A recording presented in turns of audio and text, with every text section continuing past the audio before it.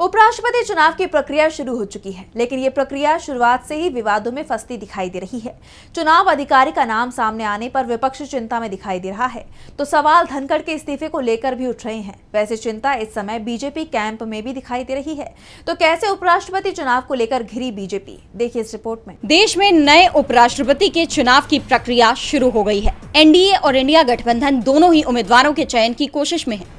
वैसे अगर सरकार की तरफ से इंडिया गठबंधन से सर्वसम्मति बनाने की कोशिश होती है तो शायद चुनाव की नौबत नहीं आए, लेकिन मोदी सरकार के पिछले रिकॉर्ड को देखें तो इस बात की संभावना बेहद कम है कि सरकार विपक्ष से इस मामले में राय लेगी।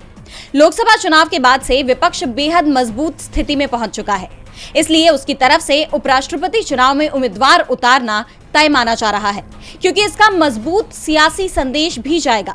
पिछले चुनाव में विपक्ष ने मार्गरेट अल्वा का संयुक्त उम्मीदवार बनाया था और इस बार भी संयुक्त उम्मीदवारी पर चर्चा जल्दी ही शुरू करने वाला है।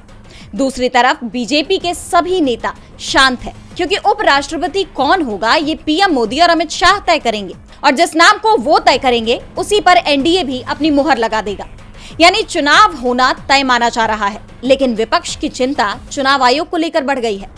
पहले से ही चुनाव आयोग सवालों के घेरे में है और इस बार उपराष्ट्रपति चुनाव में उसकी तरफ से राज्यसभा महासचिव पीसी मोदी को चुनाव अधिकारी बनाया गया है। पीसी मोदी पहले से ही विवादों में रहे हैं। मोदी सरकार में उन्हें एक के बाद एक कई एक्सटेंशन भी दिए जा चुके हैं। ऐसे में विपक्ष को डर लग रहा है कि पीसी मोदी के रहते चुनाव निष्पक्ष हो पाएंगे। इन सब के बीच अभी तक ये सवाल बना हुआ है कि आखिर जगदीप धनखड़ ने इस्तीफा क्यों दिया। अपने इस्तीफे के 5 दिन बाद भी उन्होंने चुप्पी साध रखी है। धनखड़ ने भले ही कहा हो कि वो स्वास्थ्य कारणों के चलते इस्तीफा दे रहे हैं, लेकिन जिस तरह की खबरें सामने आ रही हैं उससे साफ है कि सरकार ने उन्हें हटाने का मन बना लिया था और इसी के चलते धनखड़ ने इस्तीफा दे दिया और ये सच्चाई जल्दी ही सामने आ जाएगी।